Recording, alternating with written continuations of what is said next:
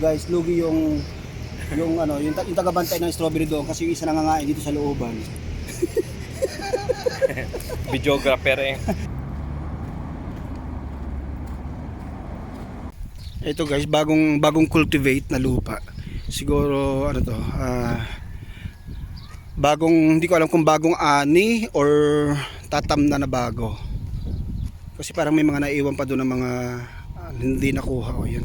So hindi ko alam kung bagong ani to or bagong naanihan or tataniman pa lang. Mga broccoli siguro ang ano. Kasi meron doong ano yung parang broccoli na ano na malaki. So dito tayo sa nursery. Tapos meron doon mini zoo. Pero may napuntahan na tayo dito. Kaya na yun, yung barn na yun. Nakalagay barn. Yan. So doon natin nakita yung mga hayop kanina. Tsaka yung mga ibon, mga iba't ibang klase ng mga ibon at tsaka hayop. Tsaka iba't ibang klase ng puno. Pero pag gawin mo dito sa area na to, meron tayong nakikitang mini zoo. So hindi pa natin alam kung ano yung nandyan sa mini zoo. So dito muna tayo sa nursery. Ayan. So dito naman dito ay mga house plants siguro. Makikita nyo dito. Ayan. Okay, ito ang strawberry. Yes, makikita nyo dito. Mga fresh talaga siya. Ito yung ano, ang tawag dito, yung masarap to. Oh, fresh talaga siya guys. Masarap to guys. Super fresh talaga pati mga kamatis. So may mga putik-putik pa oh. Mga putik-putik pa guys. Kasi andito talaga yung taniman. So tingnan natin kung ano pa makikita natin dito sa ano. So dito naman mga house plants naman ang ornamental cactus.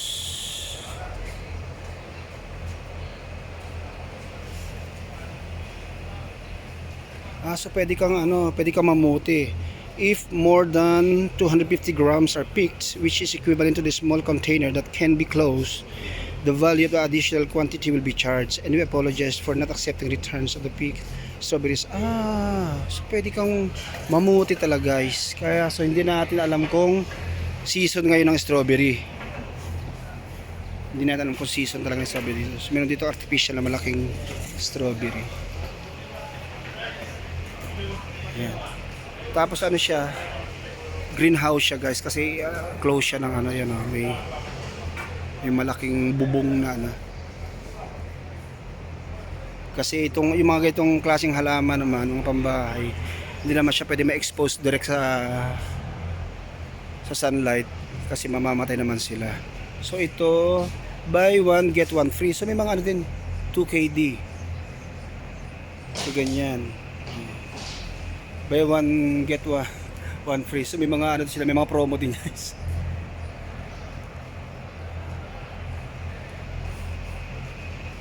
Ganda. So para siyang rose na halaman na gulay na pinaghalong gulay na bulaklak na. Pero ang ganda.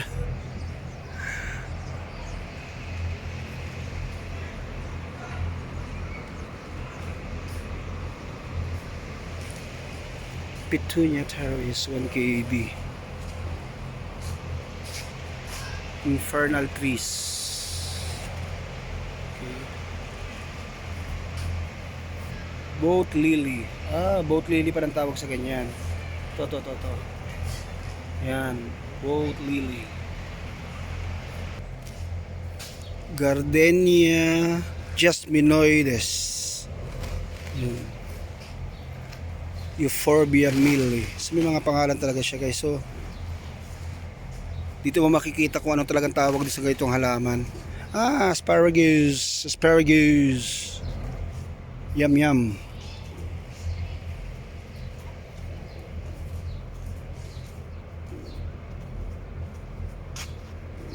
Okay, so Ixora. Medyo mahal siya. 3KD 750. So ito siguro yan, mga yan to.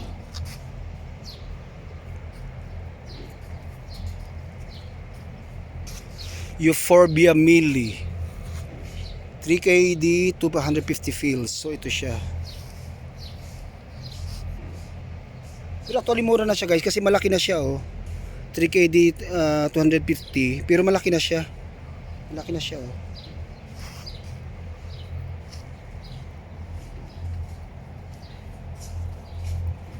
Tapos dito may sarado ritong dito yung mga tawag dito mga binhi naman yata kasi nakasarado siya. Ayan oh, mga binhi siguro. Ayan, may mga bagong pinalalaki.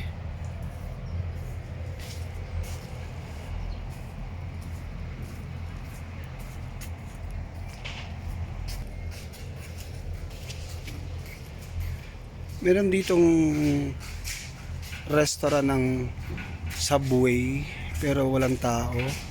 I think sarado. Ayan. Siguro hindi nila business dito. Business hour. So pasok naman tayo dito sa ano naman meron dito. Okay, let's see.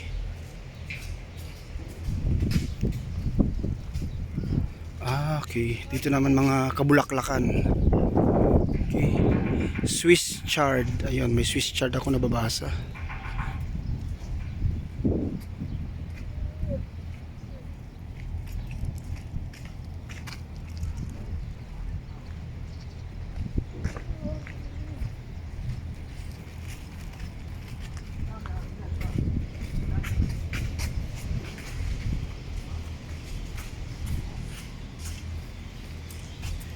Maganda tong lugar na to.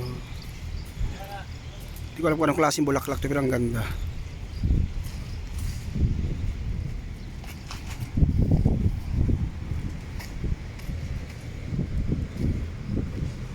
I think guys ito yung ito na yung strawberry guys oh. May mga bunga na siya pero maliliit pa, mga pula-pula na pero maliliit pa. So tingnan natin kung ano.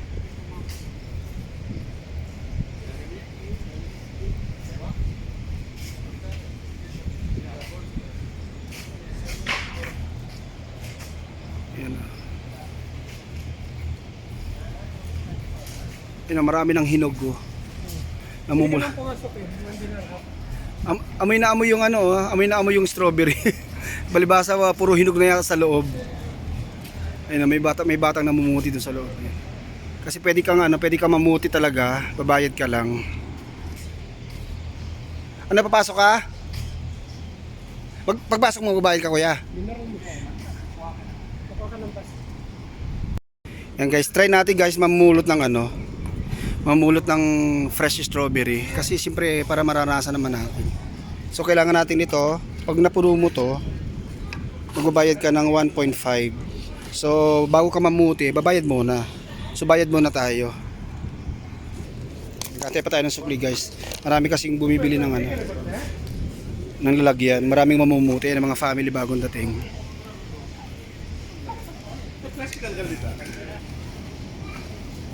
Okay guys, mamumulot na tayo ng strawberries. Landscape. So magpapaano muna tayo, papahawak muna tayo ng camera sa ating kumpadres habang namumulot tayo ng strawberry. Piliin natin yung malalaki. Oo. Ito magaganda. Yung Mapula. anong hinog. Yan, Oo, pwede yan. Taren! First pick! So pupunin natin ito guys. Kailangan puno daw. Ito ang ganda. Super fresh guys. Kung gusto nyo kumain ng fresh strawberry, punta na kayo dito sa hindi naman pala siya kaliit. Kumbaga okay din yung laki. Ang ganda rin. Pwede din tumikim.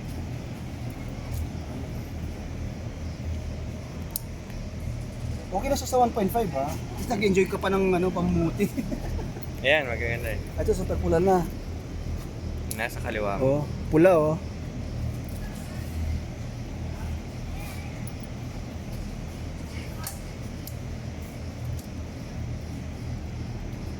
Ito mga ako na lang eh. Isa. Oh, Kakainin. diba?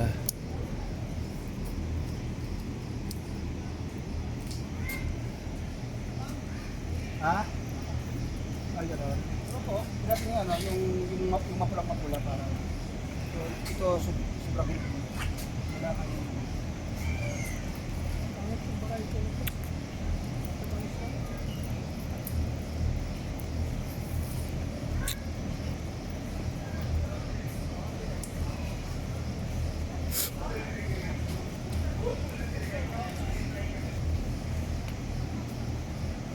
So guys, yung mga hindi pa yung mga hindi pa nakakarating ng Baguio, pumunta na kayo ng Kuwait.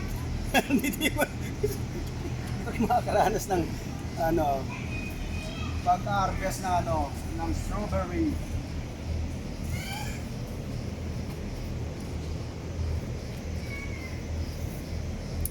Ang ganda oh.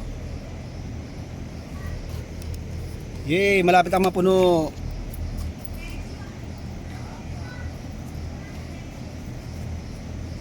Malalaki din. Yan oh, ang laki oh.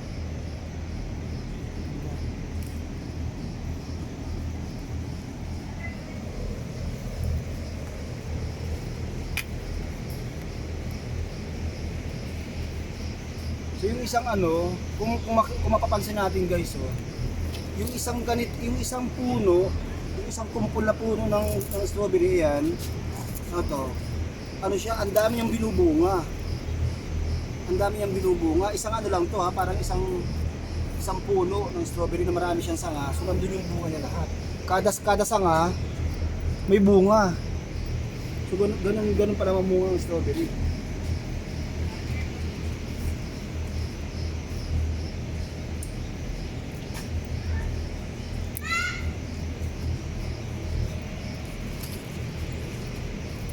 Guys, lugi yung yung tagabantay ng strawberry doon kasi yung isa nangangain dito sa looban.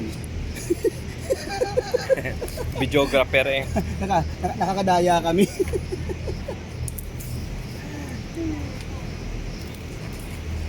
Yun nga lang, walang hugas-hugas. Hindi naman na kailangan hugasan. Ito mo naman gaano kalinis guys. Gaano kakintab, gaano ka-fresh. No need to wash. Subo agad. Ganoon. Saka may may net siya. Oh, may net siya. Oh, ano siya. Hindi siya diretso lang.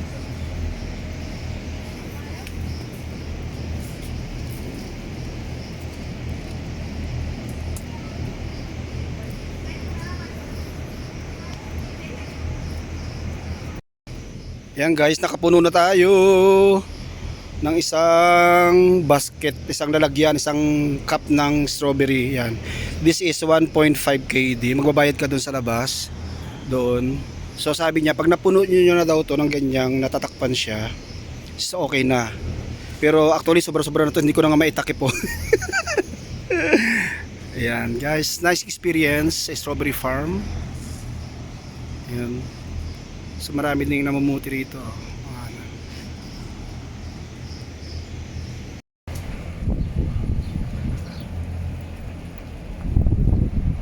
Guys, pagkatapos nating mamuti ng ng strawberries, sa kasamaang palad, mukhang maglolobat na yung phone natin. Mukhang hindi tatagal. Hindi tayo nakapag-reserve ng ng battery. So anyway guys, that's really a beautiful experience, an amazing experience dito sa Abdallah Farm, Strawberry Farm. Ayan, namuti tayo ng strawberry kanina, and then napuntahan din natin yung mga animals and birds at iba't ibang klase ng mga halaman. Medyo tirik ng araw pero hindi pa naman mainit kasi magsisimula pa lang ang summer dito sa Middle East, dito sa Kuwait. So guys, maglulubat na ang ating phone. Thank you very much. See you guys and keep on watching for more videos and updates. Subscribe. So guys, we're here sa area ng mini zoo na tinatawag. Pero hindi ko alam kung bakit mini zoo ang tawag dito kasi puro halaman ang nakikita natin. Ayan, marami namamasyal, families. Pero puro nurseries pa rin, mga halamanan pa rin natin nakikita. So hindi ko alam kung bakit mini zoo ang tawag nila. Kasi yung mga hayop doon natin nakita sa kabilang kabilang area, sa barn area. Ayan. So tingnan natin kung ano bang meron dito. Actually guys, napakalawak ng area na to.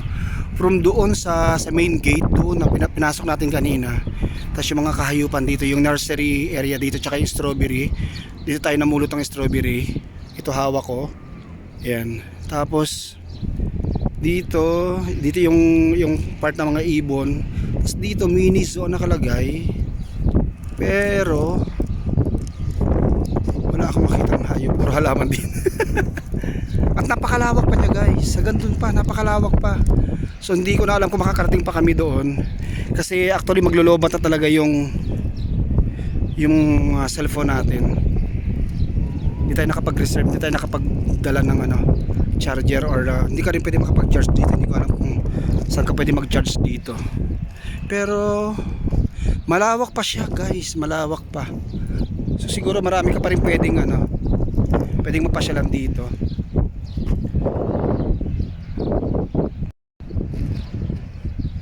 Yung isa naming kasama, hindi namin alam kung saan na mahinga na doon.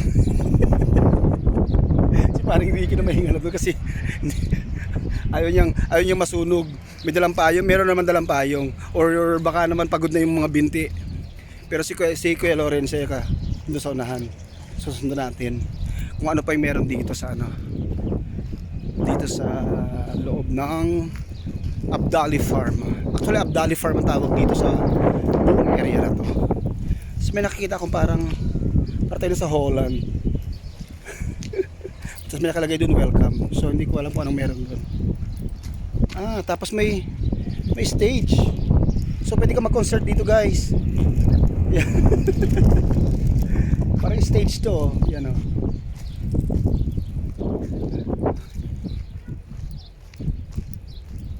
Yung iba, yan, marami pang bakante dito siguro, tataniman pa nila to. Mga bagong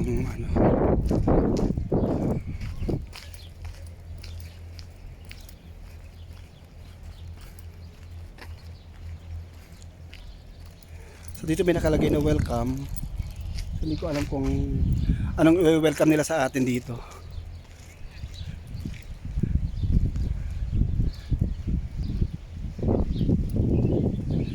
So far parang ano lang naman guys.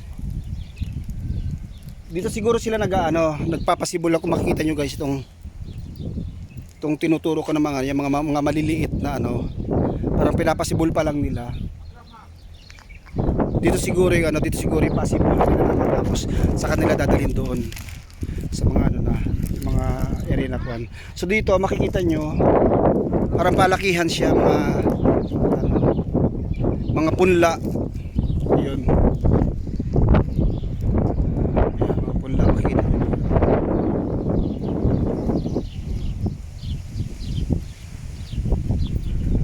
So dapat itong welcome na to doon nila nilagay sa sa main gate. Ito naiwan doon si paring ayaw, takot maarawan. Actually guys, wala namang gaano makikita na dito sa area na to. Parang palakihan lang siya.